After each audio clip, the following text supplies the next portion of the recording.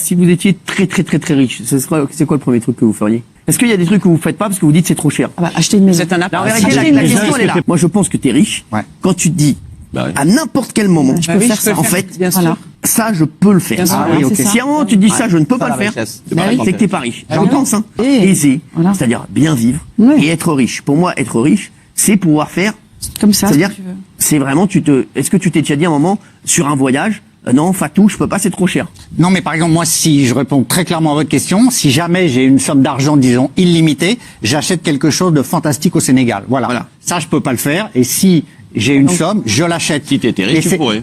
Mais Donc c'est tu pas l'es pour pas. ça que dans ma tête, oui, mais ça, c'est, quand je dis ça, pour moi, ce serait un hyper privilège de faire ça. C'est pas une nécessité au quotidien, c'est ça. Apparemment, il y a un sondage comme quoi les Français considèrent qu'à partir de 3600 € par mois, on est riche. En fait, c'est un débat sans fin parce que chacun va définir sa richesse à un niveau. Et c'est super subjectif parce que par exemple, avec 3600 €, enfin 3800 €, si par exemple tu vis dans un petit village et qu'à la fin il te reste 2000 € pour faire tout ce que tu veux, bah c'est gay et bien. Alors que si t'as 3800 € en plein Paris, que t'as un appart correct, j'imagine que t'as plus beaucoup d'argent à la fin du mois, tu vas avoir l'impression du coup de pas être riche, alors que pourtant tu gagnes plus qu'une personne qui va au final mieux vivre que toi à la campagne. Voilà, donc tout est relatif. Ou comme dans un pays pauvre, 3800 € dans un pays pauvre, c'est complètement différent. Donc la richesse, ça dépend vraiment. Et puis là, par contre, le critère d'Hanouna de dire on est riche à partir du moment où on peut s'acheter ce qu'on veut, là par contre c'est débile. Même si tu gagnes 20 000 € par mois, tu peux pas faire tout ce que tu veux. Là il parle d'exemple de voyage, mais je veux dire les voyages, il y a beaucoup de gens, par exemple à partir de 3800 € par mois, bah normalement tu fais n'importe quel voyage. Si c'est pas un voyage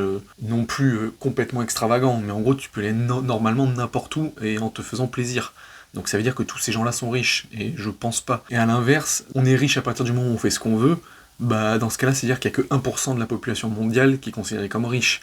Parce que ça dépend, tu mets le critère de ce que tu veux faire. Et j'imagine que ces gens-là autour du plateau, ils peuvent faire à peu près ce qu'ils veulent, mais bien sûr, ils peuvent pas non plus faire tout ce qu'ils veulent. Genre, ils peuvent pas s'acheter un yacht, des trucs comme ça. Si on prend l'exemple de Hanouna, bon, lui, apparemment, il a 3 yachts, donc il peut déjà se faire encore beaucoup plus plaisir, mais par exemple, j'imagine qu'il pourrait se payer un voyage dans l'espace ou un truc comme ça, mais par exemple, il pourrait pas s'acheter Disney, par exemple. Il pourrait pas racheter Twitter, comme Elon Musk a fait.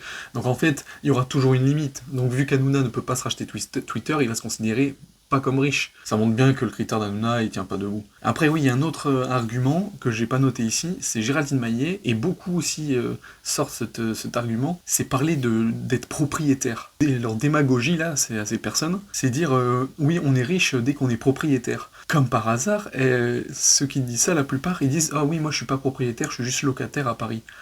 Non mais attends, ils sont tellement déconnectés du monde réel qu'ils savent pas que des millions de gens sont propriétaires en France. Mais tu peux être propriétaire avec 2000 € par mois en fait. T'es pas riche quand t'es propriétaire. Si tu fais un crédit pendant 25 ans et voilà. Donc eux ils croient que quand t'es propriétaire ça veut dire que t'es riche. Mais parce que pour eux être propriétaire c'est être propriétaire d'une villa ou d'une grande maison ou un château quoi. Voilà, même leur critère de propriété est pas du tout fondé. Chacun peut donner un montant, mais la richesse, c'est du moment que tu ne regardes absolument plus ton compte en banque quand tu fais tous les trucs, on va dire, entre guillemets, de la vie normale. Donc ça peut être un standing élevé, c'est-à-dire acheter de la marque, acheter de la bonne nourriture, etc.